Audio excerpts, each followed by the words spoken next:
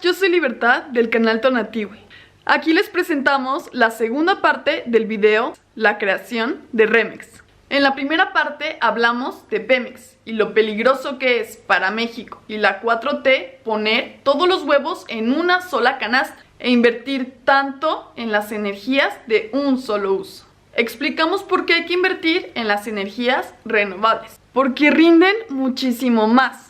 También hablamos de nuestra propuesta de crear una nueva empresa productiva del Estado, a Remex. En esta segunda parte vamos a hablar de cómo financiar a Remex. La manera tradicional y neoliberal de cómo financiar inversiones del gobierno es contratando deuda en los mercados nacionales e internacionales. Esto nos parece poco inteligente, porque luego hay que pagar intereses altos por muchos años. Una variante más moderna de cómo el Estado puede financiar inversiones es por medio del quantitative easing, es decir, la expansión cuantitativa o la QE. La QE no significa otra cosa que el Banco de México compra activos. En otras palabras, cambia pesos mexicanos por bienes. Estos bienes pueden ser terrenos, edificios, bonos o acciones de empresas. Proponemos entonces que sea el Banco de México quien compra acciones y bonos de Remex. Para entender esta propuesta necesitamos entender cómo eran antes los bancos centrales y cómo son ahora. Tradicionalmente los bancos centrales imprimían billetes. Estos billetes se entregaban como préstamos al gobierno o a los bancos comerciales. El gobierno financiaba con estos préstamos sus inversiones. Y los bancos comerciales prestaban estos billetes del Banco de México a un interés más alto a privados o compañías. El Banco de México no siempre fue autónomo como hoy en día. Tenía que obedecer las órdenes del presidente. Y si el presidente mandaba imprimir demasiados billetes, lo hacían. Y entonces surgía la inflación. Todavía en tiempos de Echeverría, esta fue la principal razón de la crisis al final de su sexenio. Para evitar que el gobierno vuelva a abusar del Banco de México para imprimir billetes sin medida, en 1994 se hizo una reforma constitucional. Y en ese momento el Banco de México se convirtió en una institución autónoma. Esta autonomía cambió el papel del Banco de México. Ya no solo era imprimir billetes, pero su función era 1. Garantizar la estabilidad de los precios, o sea, evitar que haya inflación. Y 2. La estabilidad financiera, supervisar a los bancos. Estas metas se alcanzan fijando las tasas de interés y regulando de esta manera la cantidad de dinero que circula en nuestra economía. Si los intereses están altos, las empresas piden menos préstamos y el Banco de México inyecta menos dinero a la economía y viceversa. Esto es lo que los economistas llaman la política monetaria.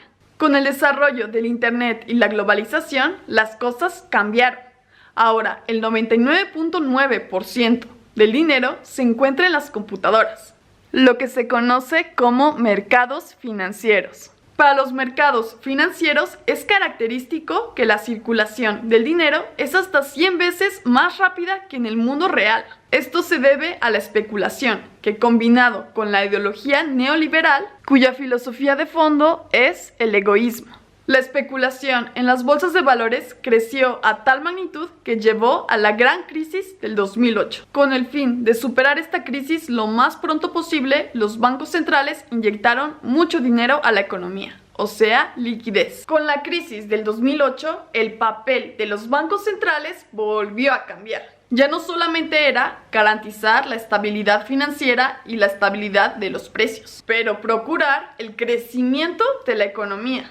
Para poder cumplir con estas nuevas tareas, se crearon nuevas herramientas para poder lograr la estabilidad económica.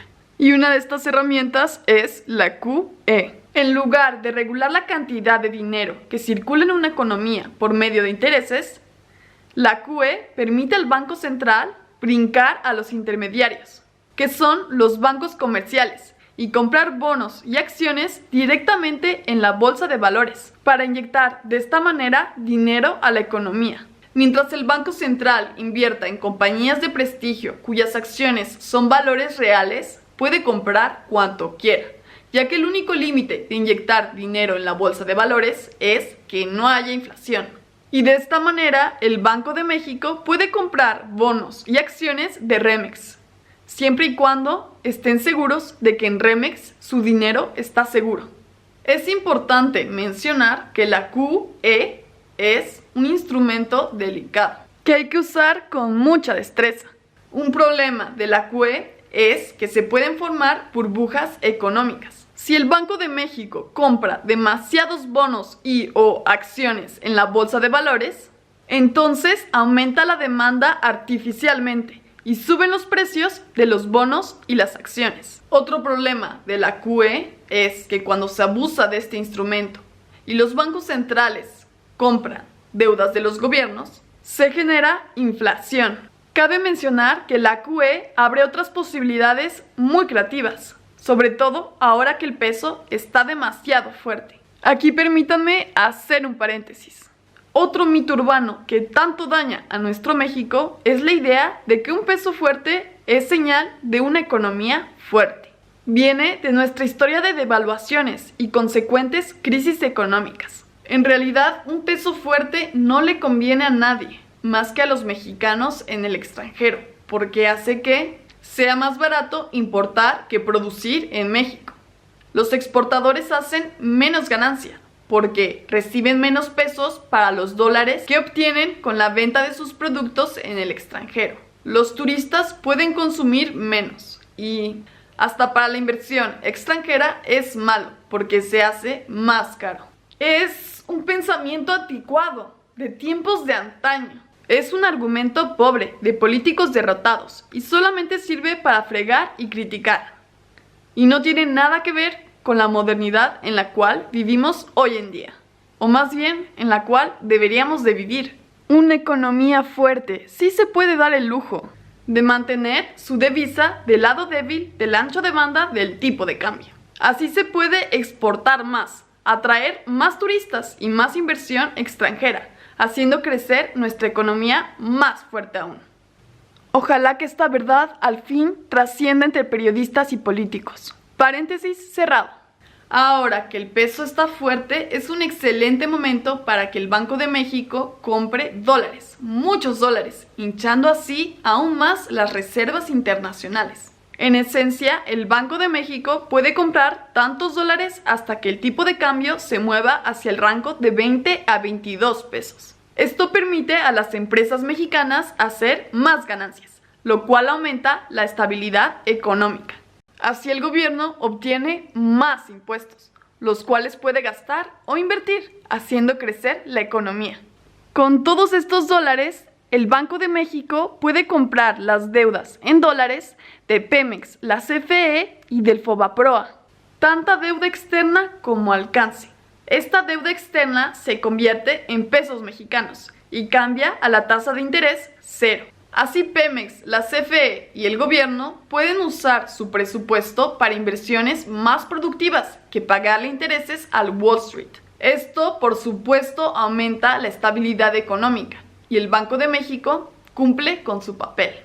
El Banco de México puede hacer este tipo de negocios porque ya no es percibido como banco, pero como un organismo supraestatal. Por lo tanto, ya tampoco tiene que hacer ganancias. Es más, podría hacer hasta pérdidas. En principio, mientras no haya inflación, puede hacer hasta las pérdidas que quiera. ¿Quién le va a querer cobrar? Solo se debe a sí mismo. O sea que es acreedor y deudor de sí mismo a la vez. Además, si hubiera picos de inflación, se puede reducir la cantidad de pesos que circulan en la economía muy rápidamente, ya que el dinero principalmente existe en las computadoras y ya no está impreso. Con otro método creativo de la QE, se puede parar hasta el saqueo de los metales preciosos de México. Simplemente se prohíbe la exportación de oro, pero ojo, son empresas privadas y necesarias para el bienestar de una economía. Solo se prohíbe la exportación de los metales. Lo único que para las mineras cambiaría es que deben de vender su producto al Banco de México. Y el Banco de México les pagaría en pesos, al tipo de cambio del día. Si ellos después deciden cambiar estos pesos en dólares, no habría ningún problema. Están libres de hacerlo y llevárselos. Lo importante es que este metal estratégico se quede en México y ya no desaparezca en las cajas fuertes de otros países. Esta idea permite alimentar a 3 pájaros con un solo pan. ¿Por qué no quiero matarlos de un solo tiro? No se violan las concesiones que los vendepatrias prianistas entregaron por 50 años a las mineras canadienses. Ya no se les tiene que devolver el IVA a las mineras, porque ya no exportan el metal. Si el Banco de México se hincha de oro, el peso se vuelve más fuerte. Y como no queremos un peso fuerte, el Banco de México sale a comprar más dólares, con los cuales puede comprar más deuda extranjera. Así México no tiene que pagar intereses al Wall Street y puede invertir más en México. De esta manera aumenta la estabilidad económica y se cierra el ciclo. Genial, ¿verdad? Estos son 2 ejemplos creativos de cómo se puede aplicar la QE en los años 20 del siglo XXI. Es decir, de una manera nacionalista y anti-neoliberal. Y es así como se debe de manejar el financiamiento de Remex. Con pesos mexicanos del Banco de México y no con deudas en dólares en los mercados internacionales. Hasta aquí el video de hoy. Mañana va a ser un día muy divertido porque vamos a ver los proyectos en los cuales debe de invertir Remex. Yo les mando todo todititito, mi amor. Hasta la próxima.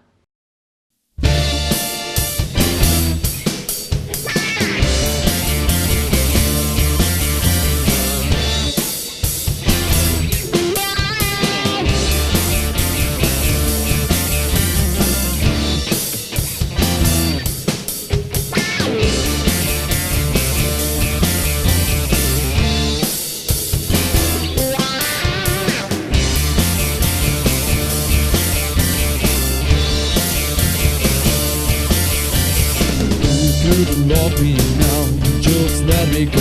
If you want me now, just let me know. Will you take my hand?